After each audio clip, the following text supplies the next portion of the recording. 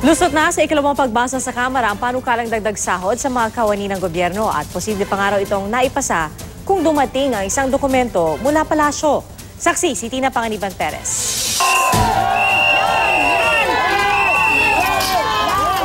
Tulad ng mga ibinato ng ilang militante sa seal ng Kamara, tila barya lang daw ang matatanggap na aumento ng mga guro sa ilalim ng Salary Standardization Law of 2015 na magtataas ng sahod ng lahat ng kawani ng gobyerno.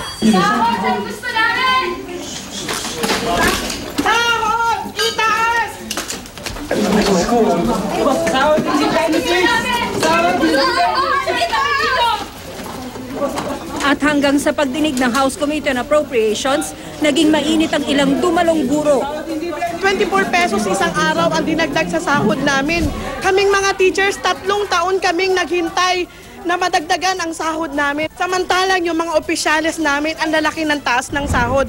Nagkasagutan pa sina Budget Secretary Butch Abad at Alliance of Concerned Teachers Party List Representative Antonio Tino. Kinwestiyon kasi ng party list kung bakit nasa 200% ang itataas ng sahod ng presidente at vice-presidente. Samantalang ang mga nasa pinakamabababang level ng public teachers at nurse, halos 12% lang ang itataas. Pero sabi ng Budget Department, mas mataas dyan ang take-home pay kung isasama ang mga dagdag bonus. If you include the 14th month pay, that's 8%. So you have to add 8% there, and that's almost about 20%. If you include the performance-based bonus, that's about 10%. So you're talking about 30%. This is not wrong, this is precise and factually correct. Ang sinasabi po natin, salary increases. Mahalaga sa ilan na mismong base salary ang itaas dahil kung mas malaki yan, mas malaki rin ang bonus pati ang kwenta sa overtime pay. Yun nga lang, mas malaki rin ang tax. Kaya nga ayon kay Abad, mas pinili nilang idaan sa bonus ang pagtataas ng take-home pay. Ang bonus kasi, tax-free kung hindi lagpas sa 82,000 pesos. Pero kahit pa isama ang bonus para masabing 30% ang increase ng mga pinakamababang level ng nurse at guro, hindi ba't malayo pa rin yan sa 200% increase sa sahod ng Pangulo?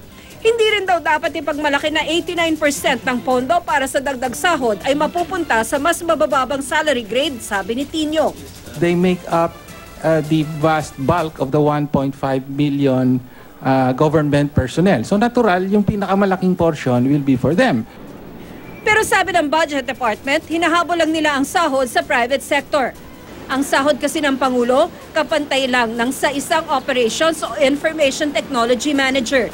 Hindi rin kapantay ng sa private ang sahod ng ilang government executive. Habang ang sahod ng mga nasa mabababang posisyon, halos pantay na raw sa private sector. The base pay already of those in the salary grades 11, 12, and 13 are already very high. They're in fact twice the market rates. Paalala naman ng Courage, grupo ng government employees, hindi buo kundi 4 na installment ang panukalang dagdag sahod kaya posibleng bitin na naman ito pagkatapos ng 4 na taon dahil sa pagmahal ng mga bilihin. Lumusot pa rin sa komite hanggang sa ikalawang pagbasa ngayong gabi ang panukala. Pero kailangan ng 3 araw na pagitan bago ito ipasa sa huling pagbasa dahil walang dumating na certification mula sa palasyo na urgent bill ito. Kung meron daw ay pwedeng naipasa na ito ngayon ng Kamara. Inihain na rin ng katapat itong panukala sa Senado pero hindi pa natatalakay kahit sa committee level. Ako si Tina Panganiban Perez, ang inyong saksi.